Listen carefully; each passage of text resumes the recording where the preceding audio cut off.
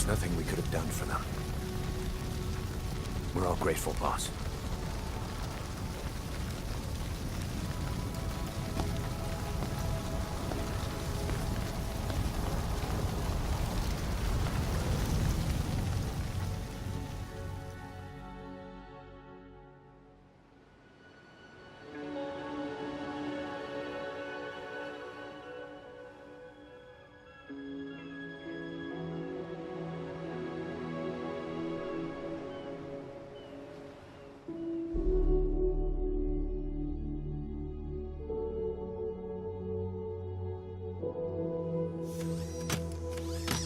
It's your fault! They're dead because of you! What? He's right. I killed him with my own hands. They were on your side! I'm on your side! And you turned them all to ashes!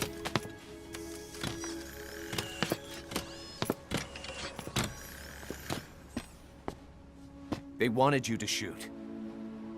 It was that or be burned alive. Come on. Let's get this over with.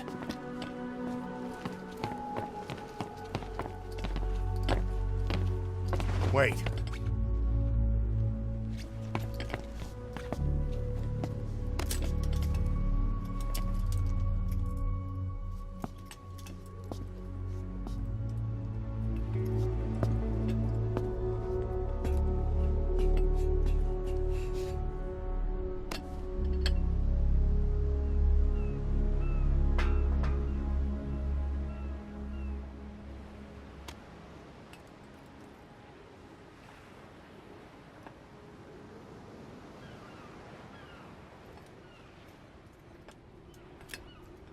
I won't scatter your sorrow to the heartless sea.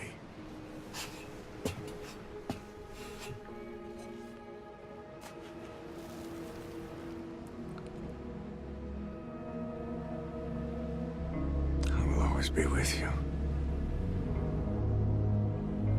Plant your roots in me.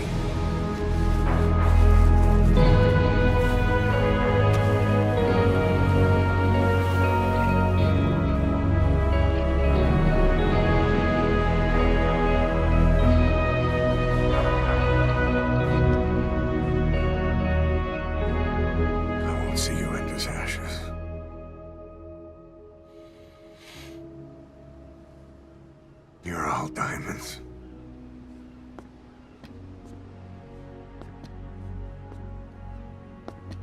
We're not burying them at sea. What then?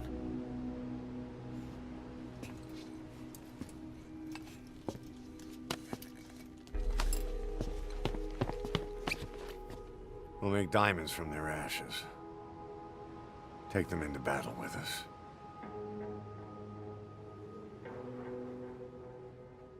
A shining light to our brothers in arms, even in death.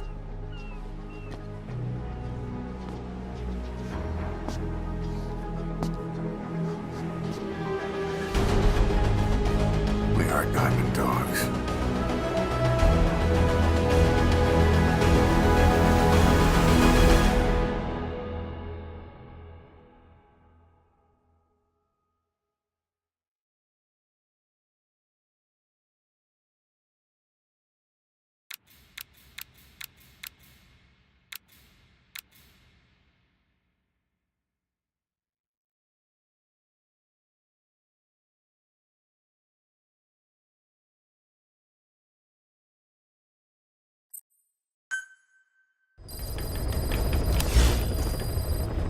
Boss, I don't know how you do it. All I could do was obsess over revenge, doubting my comrades along the way. But even after all we've accomplished, the phantom pain never let up.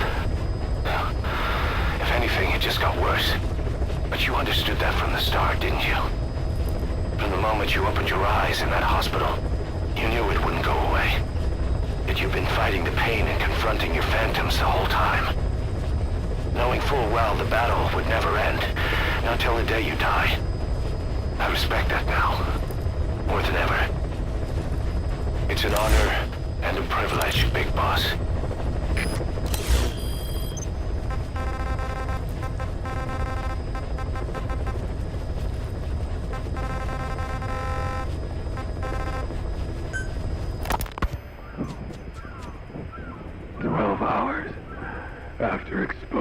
to the blood of a symptomatic colleague, I found myself making my way up the stairs to this room.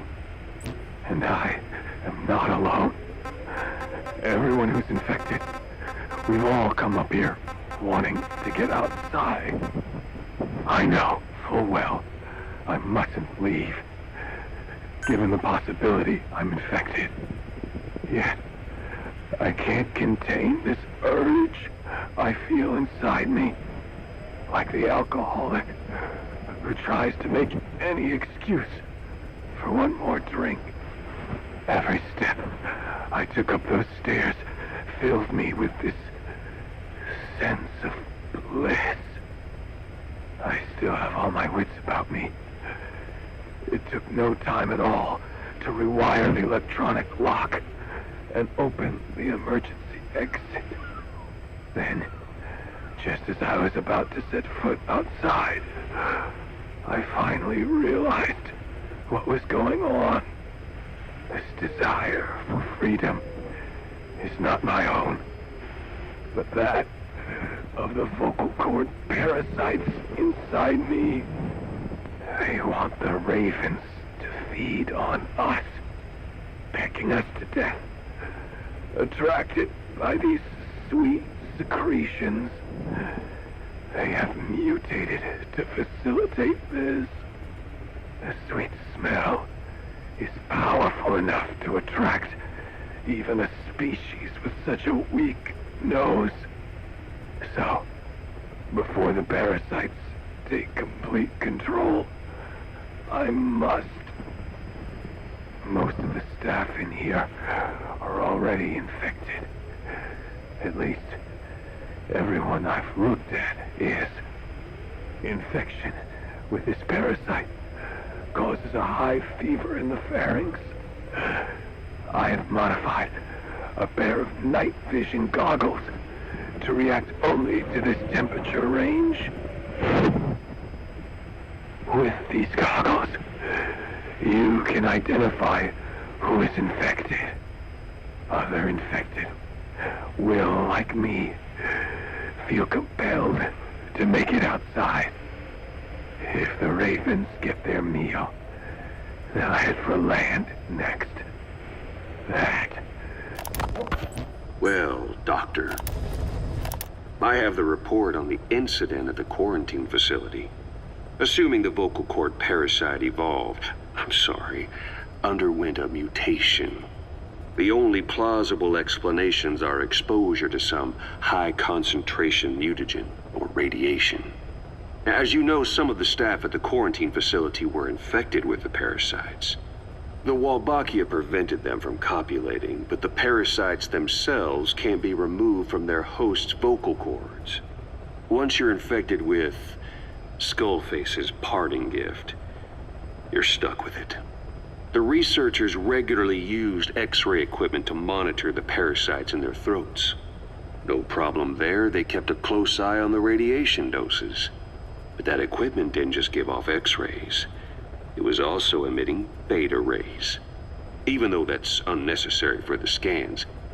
See, beta rays have far worse effects on DNA than X-rays. Meaning the only logical conclusion is that someone added in a beta ray emitter to trigger a mutation. Those beta rays leaked out from inside the equipment. Because the emitter was retrofitted, the shielding was inadequate. And the person who ordered and inspected the equipment was you, Doctor. That makes you the only person with the opportunity to install that emitter.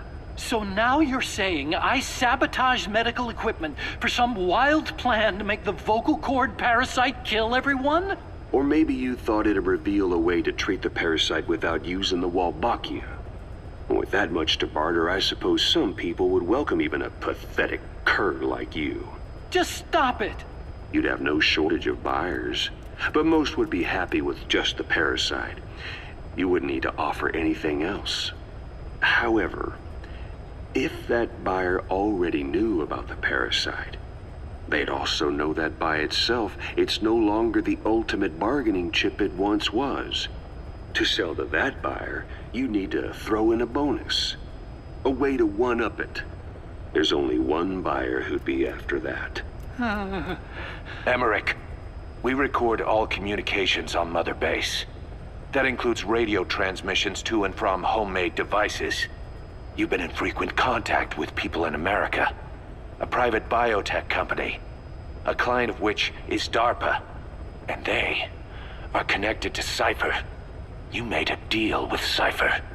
You offered them a new parasite in exchange for your safety. This is the only place in the world where the vocal cord parasite still exists. And you used it as a testing ground. Tried to resurrect their bioweapon. But your plan to obtain the parasite has failed. Your bullshit ends now. And don't think you're leaving here alive.